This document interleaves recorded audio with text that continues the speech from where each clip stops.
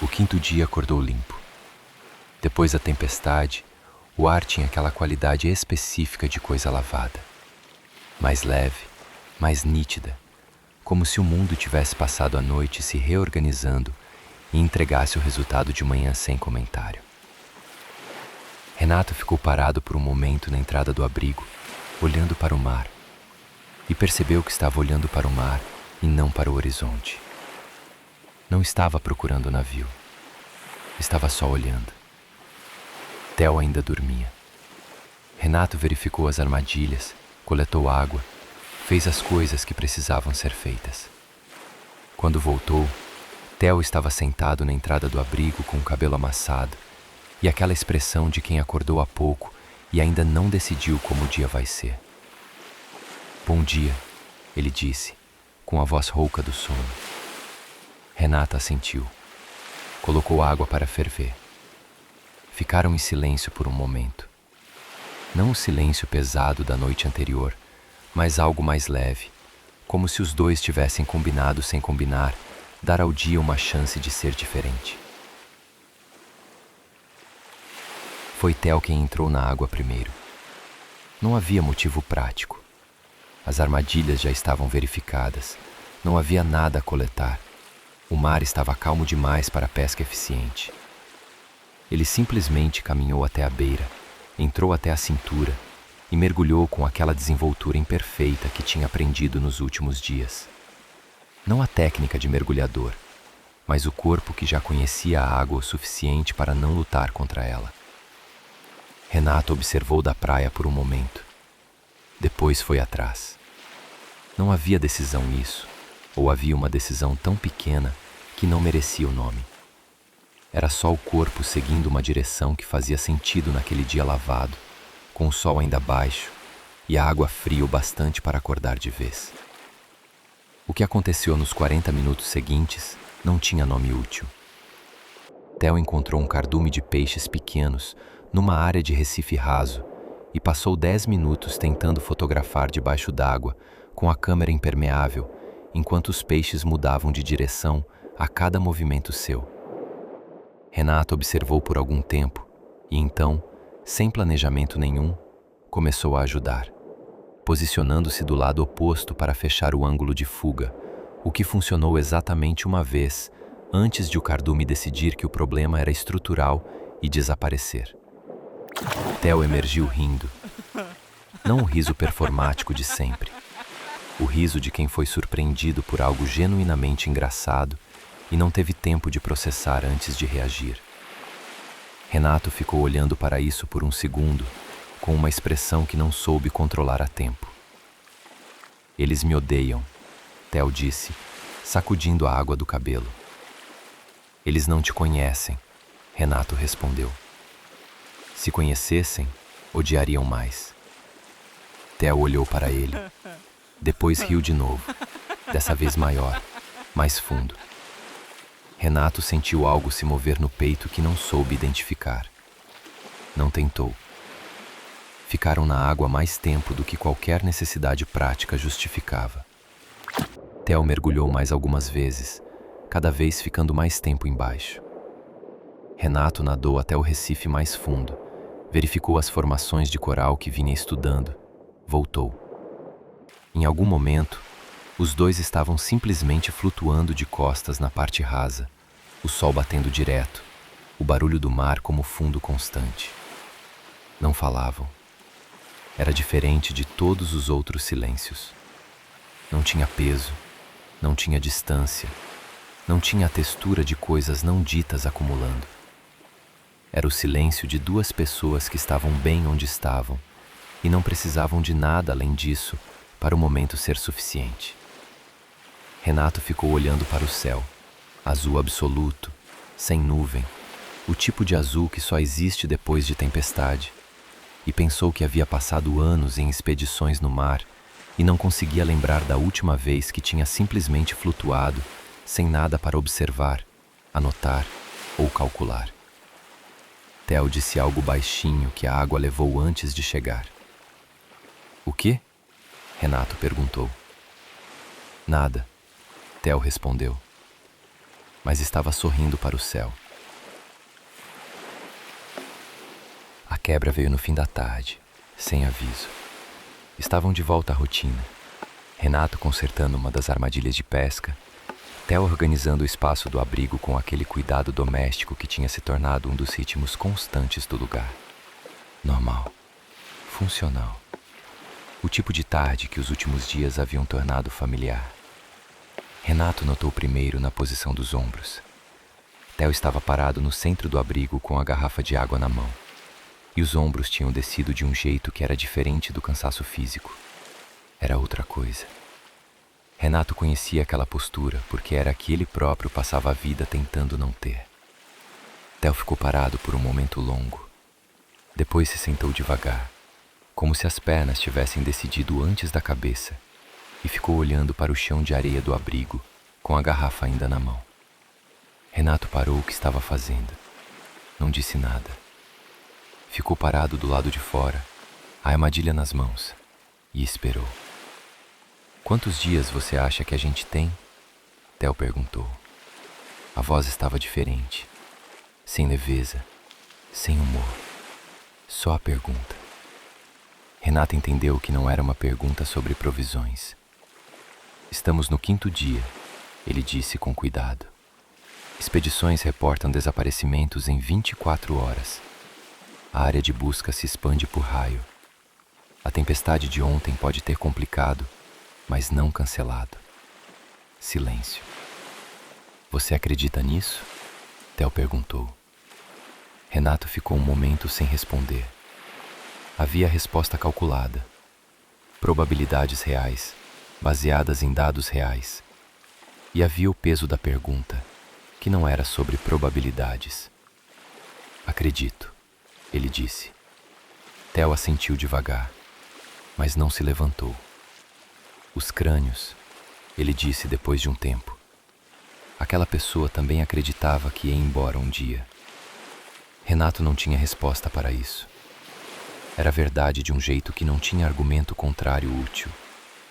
Ficou parado na entrada do abrigo até o sol começar a descer.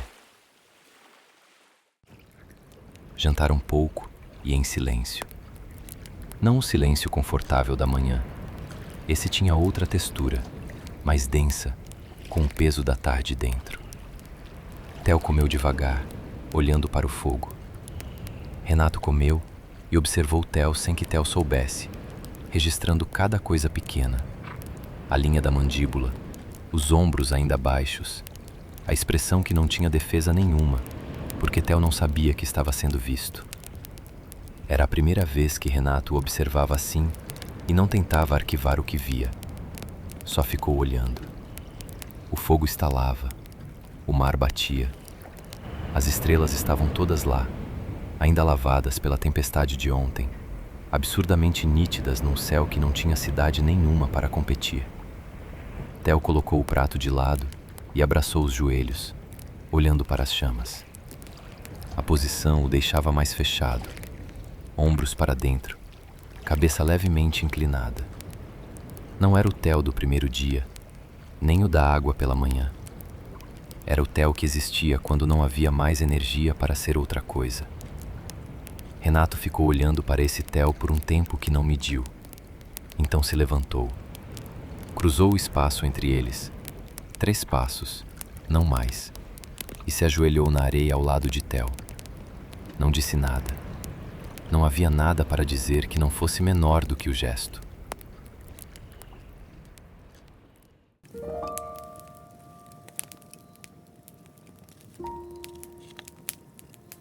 Renato o beijou. Não foi longo.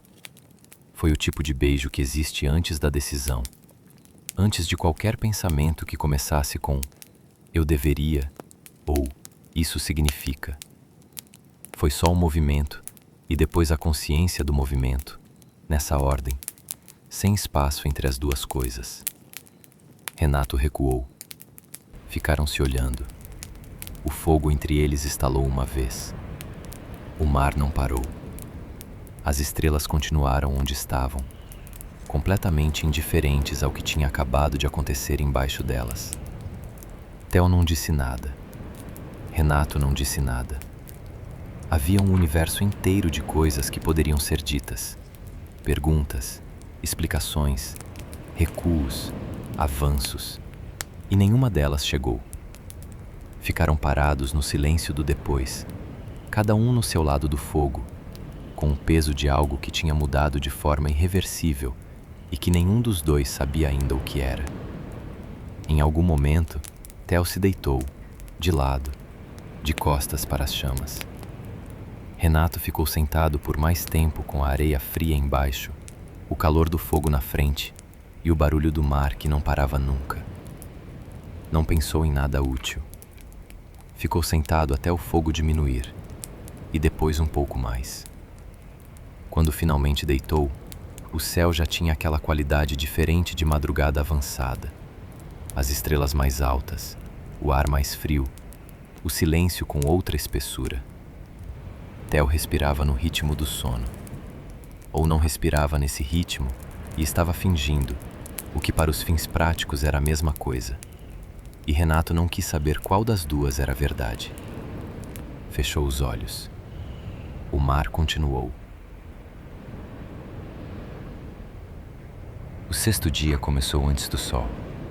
Renato acordou no escuro e ficou parado ouvindo a respiração de Theo, regular, lenta. Levantou devagar e saiu do abrigo sem fazer barulho. A praia estava azul naquela hora. Não escura, mas azul.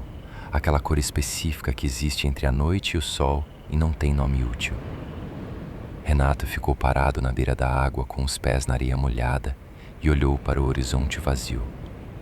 Pensou no beijo. Não da forma analítica com que pensava na maioria das coisas, mas de um jeito mais primitivo, mais inconveniente, o tipo de pensamento que não pedia permissão para chegar. O movimento. A consciência do movimento depois. O rosto de Theo no espaço de um segundo antes de recuar. Não havia arrependimento exatamente. Havia o peso de uma coisa irreversível. E Renato havia passado a vida inteira evitando coisas irreversíveis. O sol começou a clarear o horizonte por baixo. Ele ficou parado até ter luz suficiente para justificar o dia. Quando voltou, Theo já estava acordado. Sentado na entrada do abrigo, os joelhos dobrados, a câmera no colo. Olhou para Renato quando ele chegou. Renato olhou de volta por um segundo e depois desviou para as armadilhas. "Bom dia", Theo disse. "Bom dia", Renato respondeu. A frase caiu entre os dois com todo o peso do que não estava sendo dito nela. A manhã passou em trabalho. Consertaram o que precisava ser consertado. Reforçaram o que precisava ser reforçado. Fizeram as coisas que um corpo faz quando não quer ficar parado perto demais do que está sentindo. Em nenhum momento ficaram a menos de 2 metros um do outro. Renato notou isso, mas não examinou. Foi no começo da tarde que Theo parou. Renato estava de costas, anotando algo no caderno, quando percebeu que o movimento atrás dele havia cessado. Theo estava de pé no centro do abrigo com a câmera nas mãos, desta vez levantada, não no colo. Mas não estava fotografando nada. Estava olhando para a tela, para uma imagem específica, com aquela expressão avaliativa de fotógrafo que Renato já sabia reconhecer. Depois levantou os olhos. Ele caminhou até Renato.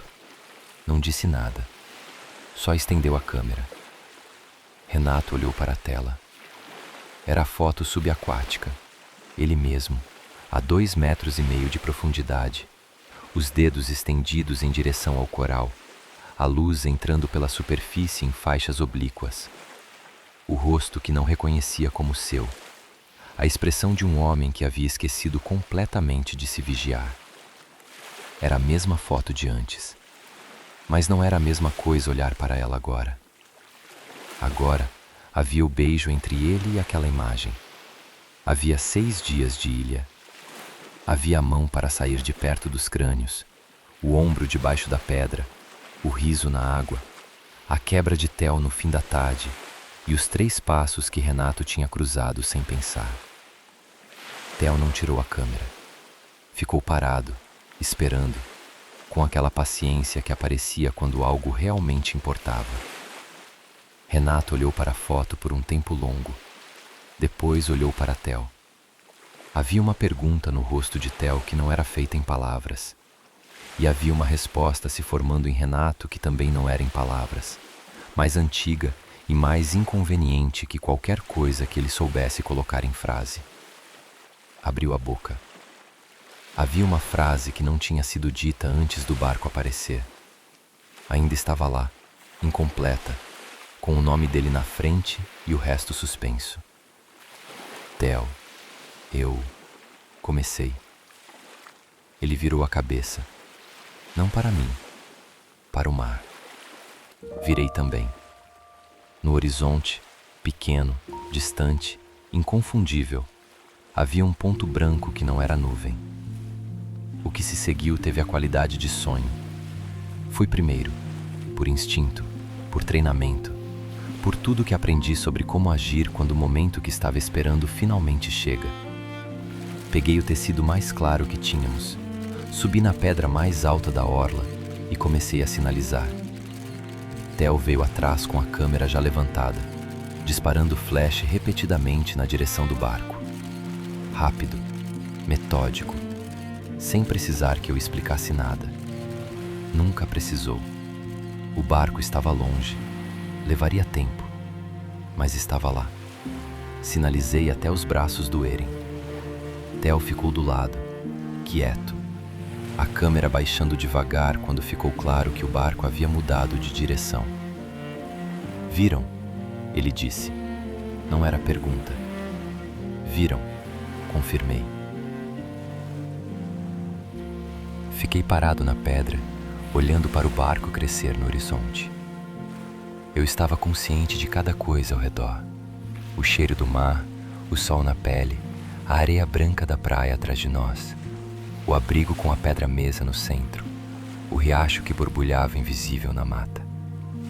6 dias condensados num inventário involuntário, como se o corpo soubesse que estava se despedindo e quisesse guardar tudo de uma vez. Theo estava ao lado, perto, não tocando. Virei para ele. Ele já olhava para mim. A frase ainda estava lá, com o nome dele na frente e o resto que eu não tinha dito. Não porque o barco apareceu, mas porque tinha uma distância entre o que eu sabia dizer e o que precisava ser dito, que 6 dias de ilha tinham começado a fechar sem conseguir fechar de vez. Dessa vez terminei. Quando chegarmos, Theo, comecei. Você vai voltar para o seu trabalho e eu vou voltar para o meu. Ele esperou. Sabia que não era o fim da frase. Sempre soube quando não era o fim. E eu não sei o que isso significa. Terminei. Para o que aconteceu aqui. Era a coisa mais honesta que tinha dito em 6 dias. Talvez em muito mais tempo. Ele ficou olhando para mim por um momento. Depois olhou para o barco. Já dava para ver a cor do casco. Já dava para imaginar as vozes que viriam com ele. Eu também não sei, falou.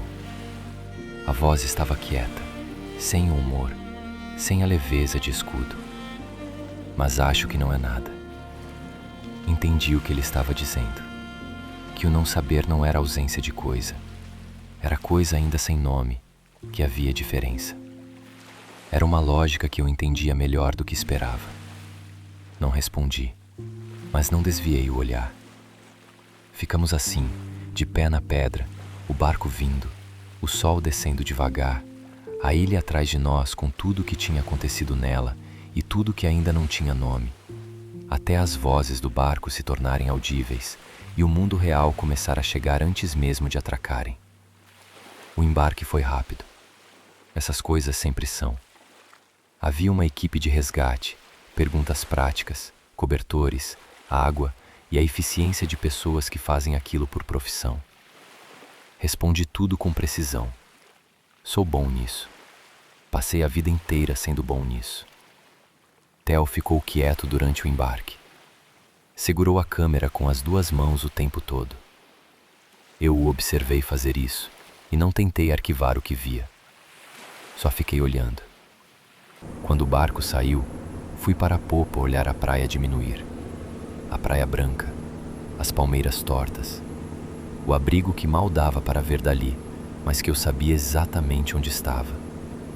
A pedra-mesa grande no centro, o Augusto, que Theo tinha insistido no segundo dia com aquela convicção desproporcional ao contexto.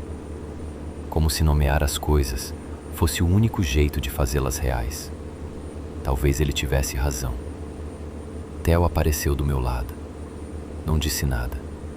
Ficou olhando para a ilha também. A distância aumentou. Em algum momento a ilha ficou pequena demais para distinguir os detalhes. Depois menor ainda. Depois um ponto. E depois, nada. Fiquei olhando para o lugar onde a ilha havia estado por um momento depois de desaparecer. Ao lado, Theo levantou a câmera, não para o horizonte vazio, mas para mim. Senti isso antes de ver. Não me afastei. Não me vigiei. Deixei. O obturador clicou uma vez. O mar continuou em todas as direções, indiferente e imenso, sem guardar nada e sem devolver nada. Mas eu guardei. Tudo. Ficamos parados na popa até o horizonte à frente ficar grande demais para ignorar. Em algum momento, Theo perguntou, sem olhar para mim: "Para onde você vai quando chegar?" Fiquei um momento sem responder. "Casa", falei, como se fosse simples, como se eu soubesse exatamente o que isso significava agora. Theo assentiu devagar. Não perguntou mais nada. Eu não disse mais nada. Mas havia um café perto do meu condomínio, onde eu costumava ir quando não sabia o que fazer com o silêncio. Pequeno, sem música alta. O tipo de lugar onde ninguém esperava nada de você, além de pedir alguma coisa e ficar. Pensei nesse café.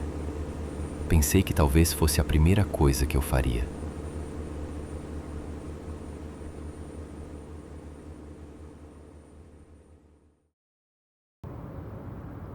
O café era exatamente como eu havia deixado.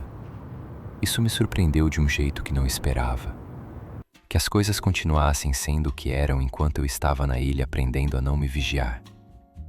O balcão no mesmo lugar, a luz da tarde entrando pelo mesmo ângulo, o cheiro de café passado misturado com algo levemente adocicado que nunca consegui identificar. O barista atrás do balcão me viu entrar antes de eu chegar à fila. Aquele jeito de profissional que lê o cliente pelo passo, não pelo pedido. Fez um gesto pequeno de reconhecimento, como se eu fosse alguém que ele havia atendido antes. Não havia atendido, mas pedi como se houvesse, e ele preparou sem perguntar nada além do necessário. Sentei no canto de sempre. Coloquei as mãos sobre a mesa e fiquei olhando para a rua pela janela. Não os tinha visto imediatamente. Eram duas vozes primeiro. Uma mais alta, com aquela qualidade de quem está contando algo que acha genuinamente engraçado. E uma mais baixa, respondendo com o tipo de economia de palavras que não é frieza, é outra coisa, é atenção. Virei devagar. Dois homens numa mesa perto da janela. O de cabelo claro gesticulava com a colher, animado com alguma coisa que o outro claramente já sabia, mas deixava ele contar do mesmo jeito. O outro olhava com uma expressão que eu reconheci antes de conseguir nomear. Era a expressão de alguém que tinha decidido. Não estava decidindo, já tinha decidido. E o peso que normalmente acompanha uma decisão grande havia sumido, substituído por algo mais quieto, mais permanente. Fiquei olhando por um segundo a mais do que devia. Não era minha história. Eram só dois homens num café numa tarde comum, e eu era só um homem que tinha passado 6 dias numa ilha e ainda não sabia o que fazer com o que havia trazido de volta. Mas havia algo naquela mesa, na forma como o de cabelo claro continuava falando sem precisar verificar se estava sendo ouvido, na forma como o outro continuava ouvindo sem precisar demonstrar que ouvia, que eu reconheci de um lugar que não tinha nome ainda. O não saber que não era ausência de coisa, Era coisa ainda sem nome. Theo havia dito isso. Peguei o celular. Fiquei olhando para a tela por um momento. Depois abri o contato e digitei uma mensagem curta, sem planejamento, sem calcular o que significava mandar ou não mandar, quando o barista chegou com o meu pedido. Coloquei o celular de volta na mesa. Na mesa perto da janela, os dois homens continuavam sendo o que eram. Fosse lá o que isso significava para eles, que não era minha história para saber. O celular vibrou. Uma mensagem. Curta. Não li imediatamente. Fiquei com ela ali, não lida, pelo tempo que durou o último gole de café, que foi pouco tempo, mas foi suficiente para entender que havia diferença entre não saber e não querer saber. Eu queria saber. E abri a mensagem de Theo.